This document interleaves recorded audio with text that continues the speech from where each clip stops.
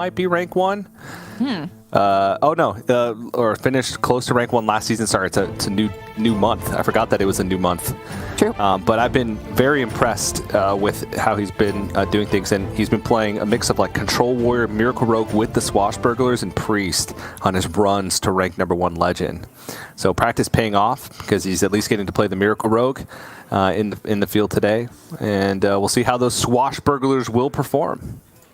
Absolutely. And I'm a big fan of the mirror. The fact that neither of them has brooms makes it a lot simpler. But I do think that the Octobots are the most important cards to have in the opener for the mirror. Monsanto going to go ahead and keep field contact, which I initially thought was suspect when on the play. But if we're talking about a rank 1 legend level Miracle Rogue player, then it certainly is worth looking at. And he does get the Octobot as well as Floki. So we could have some fireworks going off very soon. Yes, we could. Both players have ways to activate the Octobot in their own hand, with Monsanto's being a little bit more efficient with the use of Guardian Ogg Merchant instead. Yeah. The follow-up is quite different as well, too. I think I prefer Floki's in this case because he's got a Jandis Barov, and that can come out as early as turn 4 with the coin once it's reduced. True. Yep. I do find in this matchup, you don't necessarily even have to activate your own Octobot because they are going to play something within range for you to activate it. And this interaction happens a lot where one person plays Octobot, the other says, I am not going to blink. I think your hand is worse than mine, so I am going to play it out. But Monsanto's hand has quite a lot of draw. It goes off right now. And that's why I don't necessarily think the Jandis player has a better option in this instance. It's too bad we didn't get to see what the discovers were, but this Brain Freeze is huge. It allows Monsanto to get rid of the Octobot here. And while Swindle does draw Monsanto a little bit more value now, I'm interested in him just getting a complete grip on the board because this looks like a runaway lead already. Yes, it does. Picks up another field contact with still some pretty cheap stuff in hand as well to get rolling with this.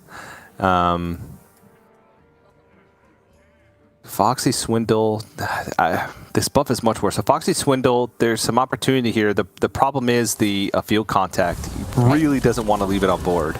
Exactly, and that's why he's already digging with the Secret Passage, trying to look for, I guess, the other Prize Plunder, Brain Freeze, if that's the only option, he can use it. Okay, this is decent, all just removal tools.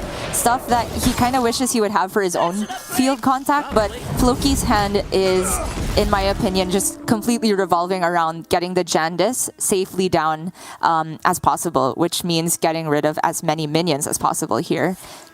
I do like also prioritizing removing the higher health minion rather than the minion with attack because it would be able to value trade over his Guardian Ogg Merchant. It's overall decent Secret Passage, just trying to make the board as good as possible going to the Jandis turn. Another. Yeah, it could be. I don't think the field contact goes all that hard this turn. It's only guaranteed to be able to get one activation, and then you would have to rely on Shadow Steps after that. So I think for Monsanto, the decision was between a Foxy Fraud turn or a Secret Passage of his own to find something like Kazakus. He does settle for the Foxy, and that means he'll have more flexibility with his passage later on. But now Floki gets to start the counter-offensive. It does need to be a pretty impressive Jandis, though. Has 2 tries at it. One next turn if you decide to Shadow Step. 2 3/5s with both Battlecry minions. Not the best. Not the best, but honestly, as long as the health total is high, I feel that's more important than having a high attack at this type of board state because Monsanto has the tools to trade down, and Floki just wants the most durability that he can get. This could be another field contact turn because those look like prime brain freeze targets. Alternatively, it's start with passage and look for, I'd have to imagine, Kazakus, Prize Plunderer, Mankrik. So many options. If he nails the brain freeze target, this is, I mean the Jandis illusion, this is a full clear. And even if he misses, that target would be frozen, but he is going to go for the passage instead.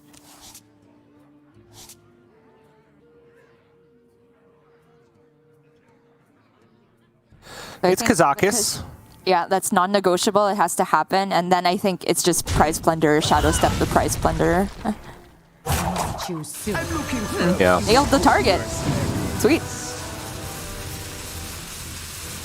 Too bad we can't see the options, but I'm pretty sure he I know. gets a 5 here. And At least he's not on the top side, which means that we get to see it in... Oh, no, the text is hidden because... Okay, Divine Shield and deal 3 damage, so... okay. Pretty good tempo tool to try and win back, keep the board, knowing that there's a discounted Jandis in the hand. Yes. And gets the full clear with the Prize Plunderers as well. In the end, it didn't really matter that he nailed the target on the first time because they were just uniform minions and he had 2 Aug Merchants, so no matter what happened, we could have still just seen this the other way around. Oh, Inara's so huge here. That's illegal. He gets to sweep up the 2 minions as cleanly as possible and make it such that if Monsanto had hit the buff golem, for example, it is much less effective here. And we have another round of Jandis. Jeez. This is quite potent. This Inara is insane. And also, Floki potentially could mind games here. Like, Inara largely has outlived her use after the first turn, after she's played. And he did put the illusion on the Inara because of that. Doesn't matter, though, because Monsanto had the right responsive golem for the situation. And Floki's fighting back pretty well, right? There's being able to Jandis 3 turns in a row, but Monsanto now has a big health lead. Oh, Moonfang! And Stranglethorn's actually pretty sick. Both of those are illegal. Floki's just, he rivals Bank Yugi on his level of Jandis gaming. I just put him up there on this pedestal now. I have my power rankings for Jandis gamers. But is it enough? That's the question. Still leaving 5 power on the board. That's a good point. We're approaching critical mass here because Monsanto can just go for a burn game plan. The Moonfang is making it such that he might die within 2 turns. The Alex not being discounted is the huge difference here. Yeah. He could just freeze the Moonfang. I'm certain that the illusion is on the Tiger, but I do agree that this 5 needs to go face. So you could see something like Field Contact, Brain Freeze, and if the train doesn't continue, just Secret Passage. He really wants to find Octobot and a way to activate it to try and get the Alex available for next turn. Okay, the train continues. So I like the Swashbuckler. Oh, we could be thinking about stepping the Golem actually, because that would proc the stealth illusion. Still gives a card as well. That's really strong. Yeah. I like that. Yeah. Takes off one of these minions. Still at 30 health too, so it's basically just a matter of a couple turns, right? Before Monsanto's able to close out this game. Looking probably for Alex Raza on 9. Just needs 5 more damage to stick and has that from hand next turn with Wicked Stab. And that's if both minions are dealt with. Very clean setup. All he was worried about was possibly dying sooner than that if he had left the 11 damage on board. And he found a nice way to take off at least the Stranglethorn Tiger. He freezes too late here.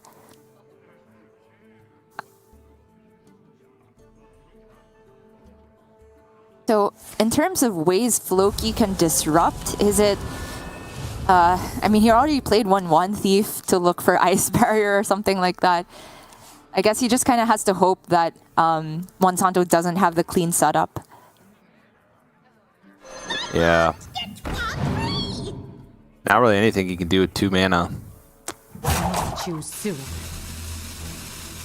Probably, yeah, ends up on his own Deep Freeze here. The Moonfang takes a very miserable trade, and he couldn't even find a way to deal with the 5/5, as if Monsanto's from-hand lethal setup was not enough.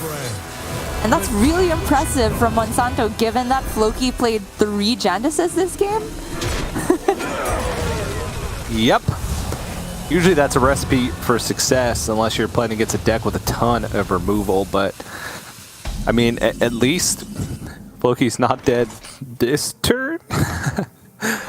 That's the one thing he's got going for him. Well, maybe not dead.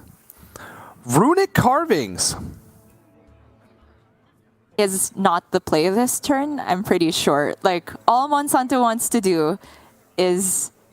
actually, it could be the play, yeah, because he just sends the 5 face. Sure. But then he can't take the overload, so I'm not sure what the board presence does anyway. Yeah. Yeah.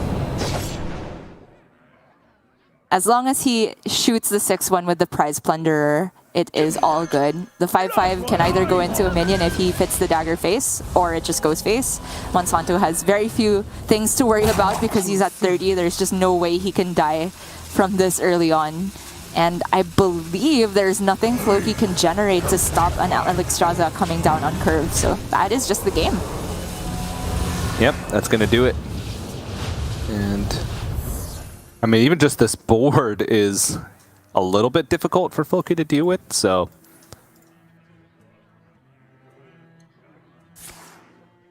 If he had generated a Golem a bit early on for lifesteal, that's kind of the only way Rogue can heal that's not dependent on Ice Barrier, and Alex doesn't even care about Ice Barrier. Devolving, does that... Nah, there's nothing. Nope. I mean, he can hope that Alexstrasza is not in hand, but there's going to be 7 cards remaining. I'd say that that's a pretty unlikely prospect. To hope that there's not just enough damage in hand. It would also just be Wicked Stab if he hadn't used a second Wicked Stab. He's going to make the biggest board possible. Do what he can, but that's going to be it. Loki did the best he could from his perspective, but I think he knew as soon as a rogue just ships a Wicked Stab face, a turn prior to the lethal, they definitely have the remaining damage in hand. And that is the mirror, and I'm really glad that it played out in such a way that it showcased the 2 ways you can go about an insane Octobot start, which is either consecutive Jandis turns or draw your deck with the field contact. And it happened that in this case, Monsanto was able to go off first, and the responding Jandis was just too slow on the tempo. Yeah, and picks up a win because of it. Goes up 2-1 in the series. Again, Gia, is it too much to ask for an Americas player to just do well? I don't care that he's already a GM. That does not matter to me in the slightest. I don't think it's too much to ask, TJ. He is now winning, so I'm on your side. That's how I roll. I appreciate that. I appreciate that. Even though I've enjoyed watching Floki play over the last 2 Masters Tours, or last couple Masters Tours, not necessarily just 2, but he's been performing well for quite some time. But yeah, looking at the recap, again, like you mentioned, kind of just coming down to tempo versus just straight up power plays, and in the end, that damage that just stuck was enough for Monsanto. And he does have the Paladin left remaining, and Monsanto is playing kind of an aggro buff Paladin with no secrets. Just a bunch of sticky minions and weapons and buffs, and that's it. Right. They actually have very similar lineups overall. All the classes mirrored, so as you might expect, the Priestess ban on either side. But the Paladin from Floki is actually Libram, and that is the big difference here. He's actually going to queue that up instead of the Rogue into Monsanto's Paladin. I do feel like Rogue is favored in the Paladin matchup, but because it's Conquest, Floki, if he's planning on winning the series, has to win with both the remaining decks. The 2 Pen Flingers that are still in Libram Paladin here are very relevant in this matchup because you want to have all the little damage that you can get to deal with these annoying Divine Shield minions on the other side, and having that 1 extra breakpoint to maybe get rid of a Crab Rider early on can be the difference between 16 damage smacking you in the head versus 0. Yeah, this is kind of funny. It feels too old school. But it actually just still works a lot of the time. Right. Which, you know, is just interesting that after rounds and rounds of nerfs that it's still getting the job done. I guess not too many, just with the Pen Flinger, but the core of the deck is still there, and it's got some fancy new tools to go along with it. Honestly, the spread of paladins is what surprised me the most, right? I understood like people differing in priest lists, but I didn't expect. I expected buff paladin primarily, and not as much secret as we've seen, and not as much Libram as we've seen, because there are still a lot of players that are left in the field that do have Libram paladin, or at least in like 6-3 plus, right, or 6-2 plus, since we're in round 9 currently, which I didn't expect there to be any, to be honest. I agree. I didn't expect it at all either, TJ. I mean, the deck hardly ever crops up on ladder, and you can already see some of the practice groups maybe putting together their secret tech in the lab, and it is working out for Floki. Notably, Floki has a 16-1 match record going into this series. Thanks, Lorinda. The only one who's ever beaten him in recent Masters Tour history is Gabby. And Monsanto could be the second to fell him, but he would have to take a win with this aggro paladin, which, to be fair, I think has a decent matchup on paper against Libram Paladin. Just kind of parsing it out in my head, they should get ahead on board much earlier than the Libram Paladin. Eggs would be a nightmare for Libram Paladin to deal with, because they do have Barov and the new fancy Blade Master Samuro paired with the Librams of Wisdom, but any minion with Death Rattle creates a big problem. And for Floki, he really only needs one thing to stick for Monsanto, he really only needs one thing to stick for Blessing of Authority. All right, well, let's get into it. Monsanto has Murgur McGurgle on the play, but I don't know if that's the 2-drop of choice, since by itself it doesn't really contest that anything the Libram Paladin's going to do. Looking for some powerful ones in the form of First Day of School, but doesn't find it. Yeah, I agree with the mulligan from Monsanto. Just thinking about the way the Murgur would line up against an Eldar Attendant already feels kind of icky. But man, Floki's hand has no minions that are cheap. This is looking very bad for Floki. The saving grace for him is that Monsanto also doesn't have minions. Everybody's First Day of School is at the bottom of the deck. Reporting for duty. And Libram of Hope. Okay, well, there you go. There's a First Day of School. On the right track. Going to see what's in the box first before maybe equipping the Underlight Angling Rod.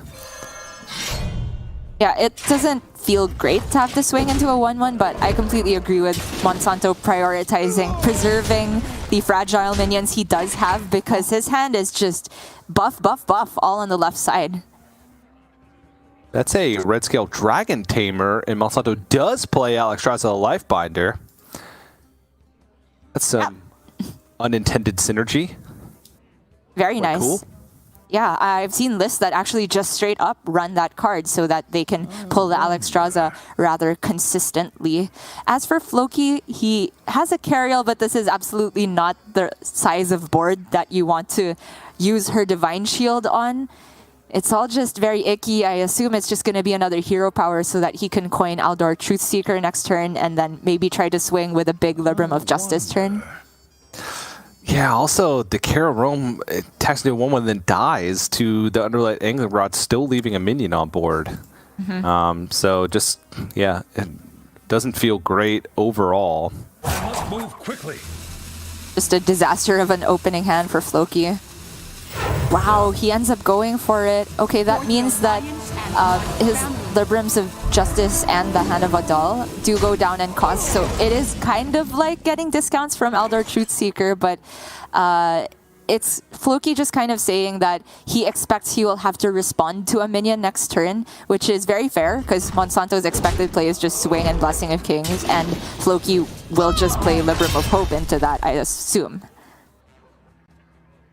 Unless Monsanto decides to go wide, because Floki did start with nothing. No opening hand, ended up coining out Carrier Rome, and I mean, maybe that tells him Libra of Justice, right? So he wants to try and go a little bit wider. Yeah, I think it is. I'm going to deviate. Yeah, I think it's a very smart play from Monsanto. And Floki finally gets something of substance on the board.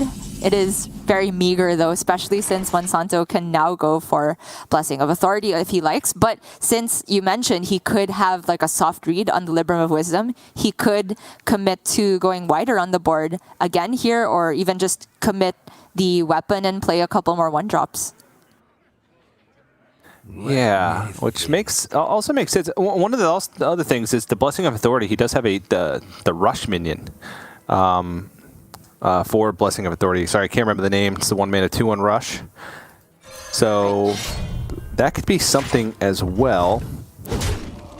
It's a great response tool, and like even though it's not in Monsanto's hand yet, the ideal target for Blessing of Authority is of course Crab Rider, because if that sticks, it pretty much just threatens immediate lethal the next turn. For Monsanto here, nice that he picks up a cheap Murloc because he didn't necessarily want to play the rush minion on the board without getting immediate value, and Floki's problems continue. Yeah, if he does make it to the later stage of the game, this hand's going to be pretty good. Picks up more Libram discount with the Aldor Attendant. Can start chewing through board. It's just how much damage is he going to take in the interim, and is it going to be enough to kind of swing the board back? I feel like the Devout Pupil is going to be pretty big as well to kind of cement things, but that's if he gets there. And right now, Monsanto doesn't look like he wants to let him. I don't think he gets there, TJ. This could be the turn you were talking about with the Emerald Sky Talon, I'm going to guess is the name of that, with the Blessing of Authority. Takes a nice VT over the Eldar Truthseeker. Monsanto can send a lot of damage face, but alternatively, committing Conviction now makes it so that he pushes the damage guaranteed in case Floki has that ace in the hole of Lord Barov, which is a wide board clear, no matter the size of Monsanto's minions, because he hasn't picked up any death rattles.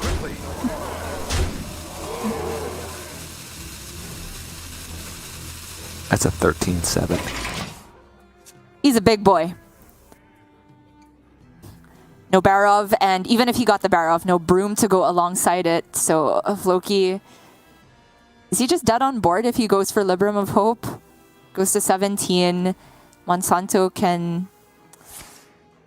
Yeah, he is just dead on board if he goes for that.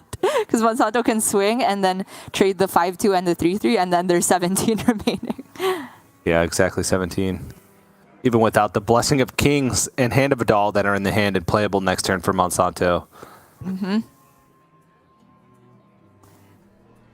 Yeah, Floki could just do nothing this game, quite frankly. If he had hit the Penflingers to go along with Libram of Justice, could have seen a different story. If he had hit the Barov to help clean up, different story. If he had hit even a single 1-drop, it could have been a different story. And I'm pretty sad that we didn't get to see the Libram Paladin show its teeth and the reason why people are bringing it, because I do think it's a powerful deck and a heads-up bring. But that does mean Floki has now lost 2 series in Masters Tours. Yeah, 1 to Monsanto and 1 to Gabby, and that is it, which is quite the impressive feat, to say the least. But we'll drop to 7-2 at the end of round 9. So maybe if tiebreakers are good enough, ability to get into that top 16, but we'll have to see once everything shakes out. Monsanto guarantees a spot in the top 16 with an 8-1 finish. So at least we'll have 1, and I will take that to the bank. Absolutely, TJ. Cash it in right now. It is worth its weight in gold. And Monsanto, I think, pretty much guarantees himself a spot in the top 16 with that, like you said. And that means that he's put in yet another impressive performance in the Masters Tours. We did just see the end of that series, though, and we're going to take a look at some of the other action that occurred in round 9. This one between Tianming and Satori. I believe these are both players from the Chinese region, which kind of makes me feel like we could see a lot of OTK Demon Hunter action, as that class and archetype has been super popular among the Chinese players who have been very well performing. Yeah, and we saw a Demon Hunter icon there, which leads me to believe that as we jump into the series in game number 2, that Satori is going to be playing that OTK Demon Hunter. The times we've seen OTK Demon Hunter on stream, though, it's been quite lackluster. But, obviously understand its power in the metagame versus some decks, maybe not the fast ones. I do feel, though, the downfall of OTK Demon Hunter is usually the pilot, not the deck. I'll just throw it out there.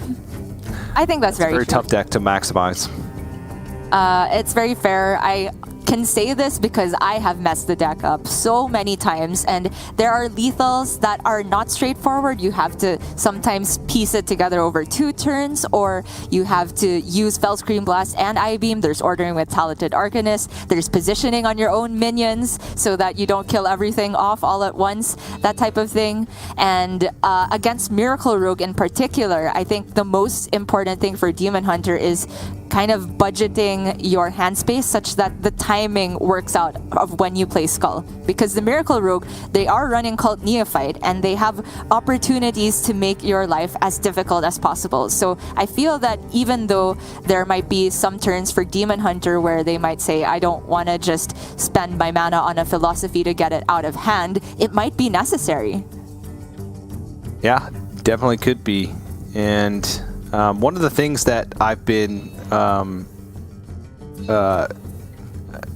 seeing lack the most in these OTK Demon Hunter matches is like that whole dance where you want to get that Skull Outcast on 6. I feel like players are not really being super efficient with dumping their hand to make that happen. And they, or on the flip side of that, trying too hard to make it happen and not kind of thinking through what their turns are going to be from 1 through 5 once that skull happens. But we'll see if that's going to be the case for Satori. I doubt it, since top of the standings, probably playing some top-notch OTK Demon Hunter Hearthstone. We shall see.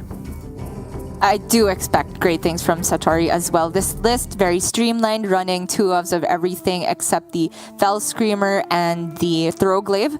I'm a big fan of the Throwglaive tech, actually. I think it is well suited in a meta that has Paladin and also Rogue to a certain extent, where you don't necessarily want to use your Immolation Aura because that card has more synergy with Talented Arcanist, and it can be a very important tool for responding to Jandice.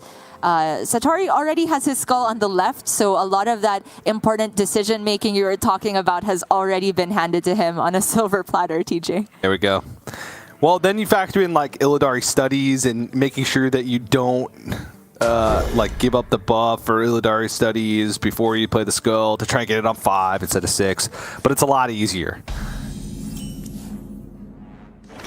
However, Tianming's hand is also very powerful. He 3-kept the Octobot, Field Contact, and Jandice. I honestly have not been keeping Jandice so much these days, even though it is kind of a win condition against Demon Hunter, but the fact that he has Octobot and the opportunity to get it down potentially as early as turn 4 is too good to pass up.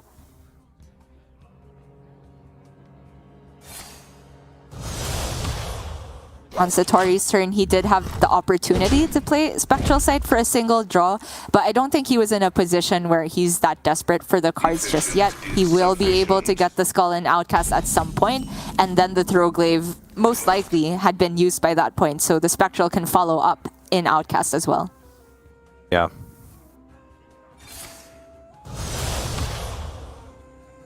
This is a tough decision because Satori, you don't want to let your opponent get the efficient Octobot on their own terms. Mm-hmm. A lot of times, if you know you're never going to have a way to deal with the Octobot cleanly, you just get it out of the way. But at the same time, if they don't have a way to activate it, then you're just giving it to them for free. It's kind of this this weird dance. And I do agree with the attack phase here. I find that on the Rogue's perspective, it's actually very hard to activate the Octobot this early. They only run the 2 Aug Merchants and the Prize Plunderers. And if they're playing Prize Plunder on that, they have to play another card before they activate it. So it's like they're not even discounting that many things. So I really like that Satori is just going to leave this alone for a moment. And after a couple turns on board with no activation, the Octobot kind of goes down in value because it's most valuable here, in my opinion, to turbo out Jandice a turn earlier than Satori might expect. Yeah. You can see Tianming's already just playing cards because he has to pressure Satori in one way or another, so that's less things that are getting discounted by the Octobot. However, the field contact at some point should get the discount, and that's always huge because field contact kind of just refreshes itself. Initiating overdrive.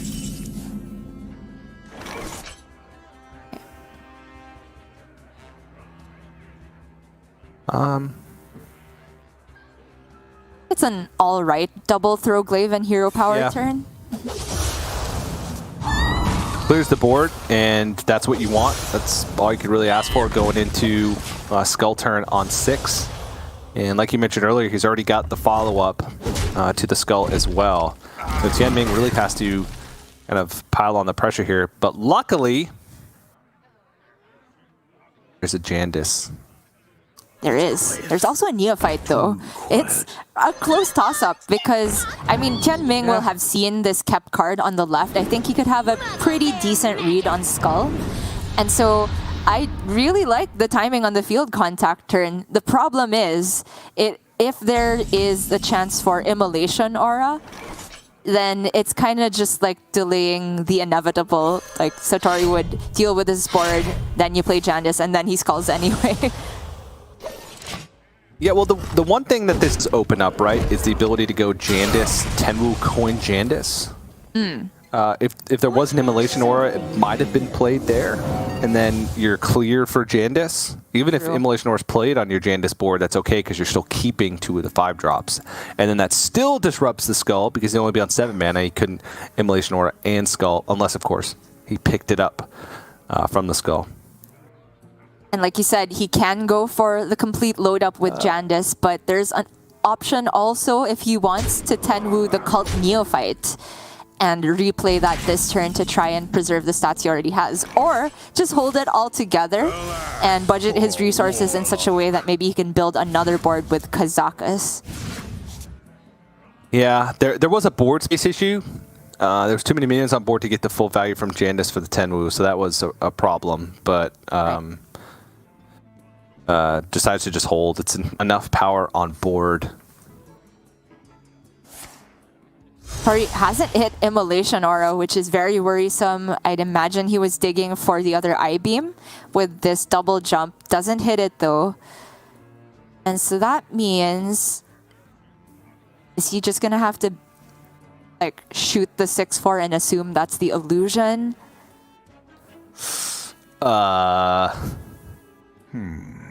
You're paying for my discretion. Okay. Okay, it was. Guess was right. Pretty clutch. Yep.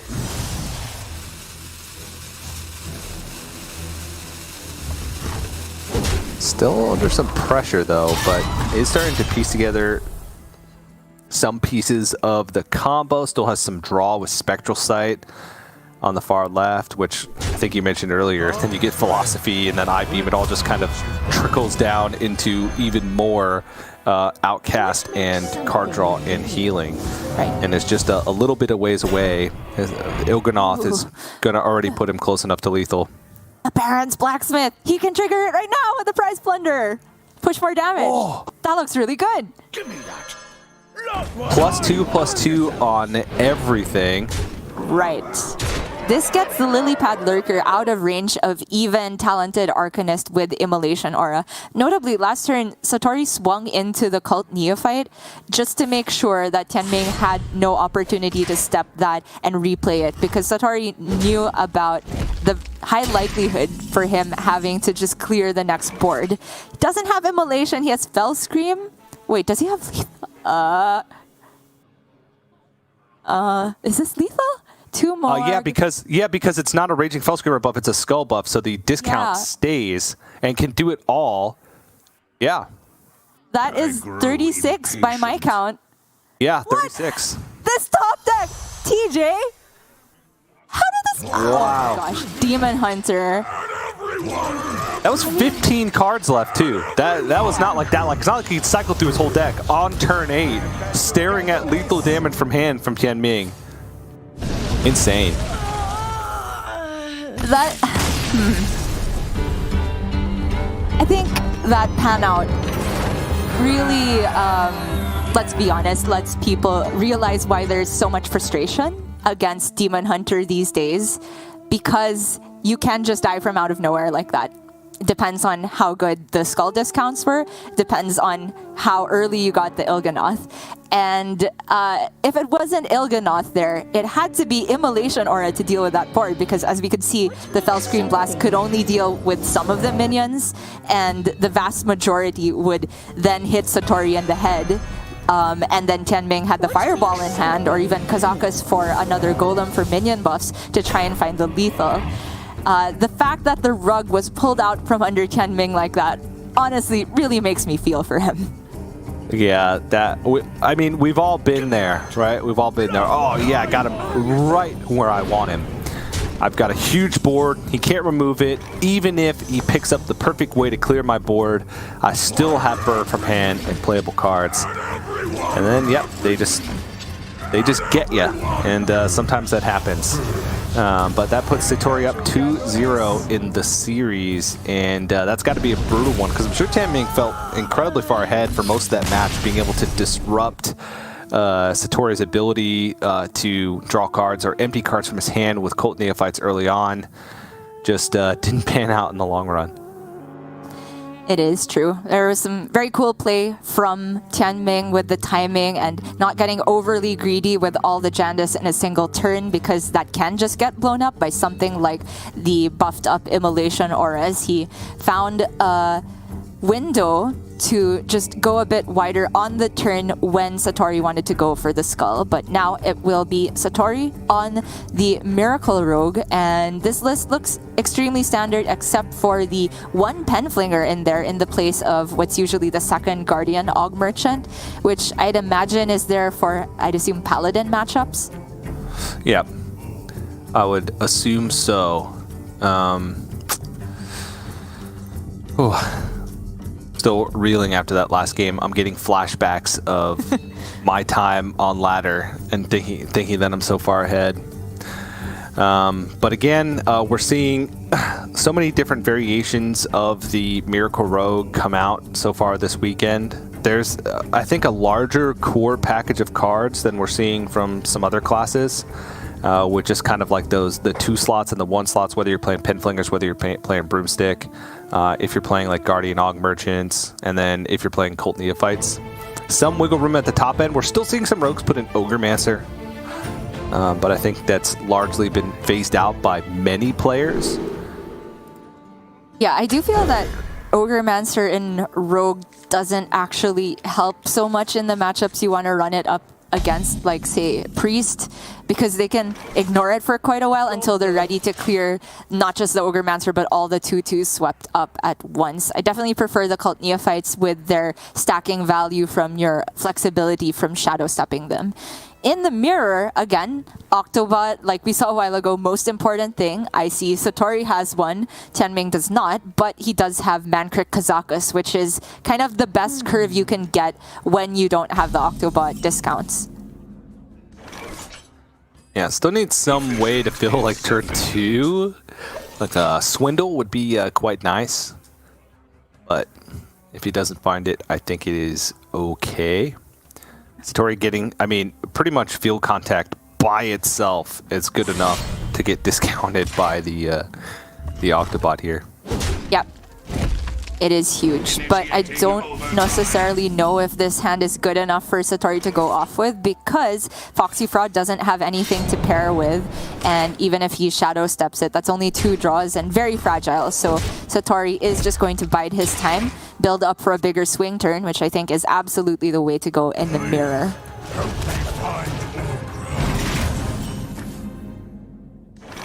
Okay. Ooh. Yeah, There we go. that's juice. Care to make a wager, friend? Let's find something to keep the train going, which is pretty much the entire deck. Oh, except for Wicked Stab. Yeah, he'll settle for an Og Merchant though, even if that just goes on the field contact. That creates a very annoying shape of minion for Tianming to have to deal with. And he does hit another combo card as well. That's huge. Ruined Orb, great discovery. Oh, wow. If he hits another combo card off this draw, that is just the nuts. Oh my god. Oh, but Satori is what? the best Miracle Rogue player I've ever seen, and it is not close. Look at the difference in card counts. 24 Yeah. versus 14. He's 10 cards deeper into his deck. And he has the board by a long shot. I don't know how Tianming comes back because he didn't have the Octobot discounts. He is going to try and put together a similar turn, but the train stops after Brain Freeze unless he hits another combo card. Okay. So he can step his Foxy and then play the Brain Freeze. Alternatively, just step the Prize Blender, but you get one less draw for that. Care to make a wager, friend? It's just not good enough. No. And that's why he's going Swindle over Brain Freeze. I think he's in a position where if he doesn't hit the other Shadow Step off this Swindle, he's losing anyway. So he's going for the Mega High Roll. Okay, there it is. Okay. This is turn 4, by the way. Yes. And both players have drawn, after this turn, half their deck. And over half their deck, in Satori's case. And these two are just excellent at Miracle Rogue. Whenever I play my Foxy and assume I'm gonna get a combo card off the top, I draw like Alex Straza. It's just not Yeah. the train stops there, you know? Did you take the 1 cost here by any chance? If it's buff the board, that's really strong. But he did take the 5 cost. That's absolutely fine. He still has a good enough response either way. The biggest limiting factor now is mana for both players since they used all of their cheap stuff to try and cycle. Well, I guess they still have a bunch of cheap stuff left, but just insane. This is kind of the card draw you'd expect turn 6, turn 7, but only turn 5. Tianming has drawn so deep into the deck but hasn't hit a single Octobot. That could have made a huge difference for this turn though. But he can put together like a mediocre responsive turn with the Guardian Og Merchants in some capacity. The big difference is that he won't have a good answer for the Golem coming up next turn. That's an upgrade. Probably. And rogues are just better at Zoo than Zoo. Yeah, I'd say so.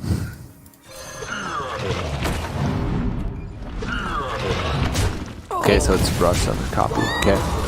That's actually Back. still doable for Tianming though. That's of a doable size, but just looking at how the turns have been, it's just been play and respond, play a board, respond. And the way it works out, Satori just has more resources at the moment and the burst and the health advantage. So I struggle to see a way for Tianming to come back without getting the 310 Mancrick, which has been eluding him for quite some time. He can, however, set up for a big field contact turn next turn because he now has the Octobot.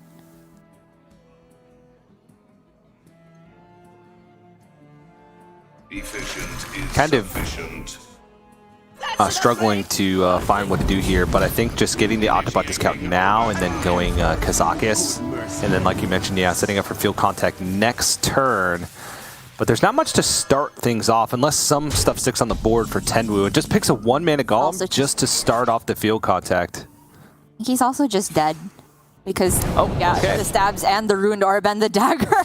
I mean, obviously that looked ambitious for Tianming to leave 10 damage on the board. He's not likely dead right away, but even if he's not dead right away, he has to get the most insane swing turn to pull it back from that position. And of course, Satori discovers Sinister Strike for good measure as well. Imagine using the dagger. He is too far beyond this. Satori is the best Demon Hunter and the best Rogue player I've seen this entire tournament. Yep. The Sinister Strike uses less actions because the dagger, you have to press the hero power, then you have to click your hero, drag it to their face. Sinister Strike, just one and done. Whoop. Just get it on out of here. Efficient use of his time as he prepares for his top 16 match, which Satori is guaranteed with an 8-1 score. And Tianming, again, we'll have to see once things are settled and we get the tiebreakers figured out. Because I do believe that game was the last match that we have for coverage of round 9, which means we're getting close to the point where we can reveal the top 16. And I wonder if I'm gonna play spoiler to myself, or if I even have the ability to look at the top 16 before they generate it, because they usually wait until after the round is complete, or at least after we're done casting. But I'm curious to see. True. Sorry to cut you off there, but I was just gonna say I've often been burned by calling out people that are guaranteed in top 16 before it's actually all official. You have to get all of the numbers sorted before we can give any final answers. But for anyone that did go 8-1, that's pretty much guaranteed. The tiebreakers get closer around 7-2. Yeah, and that's there's going to be quite a few players that are 7-2 that are going to miss out on that top 16, which doesn't feel great, but at least they can say they're going away with some points for the Masters Tour. For Europe, a lot of times that ain't good enough. 7-2s, unless you're already having good performances across other ones. I'm talking top 4s, top 2s, winning the events.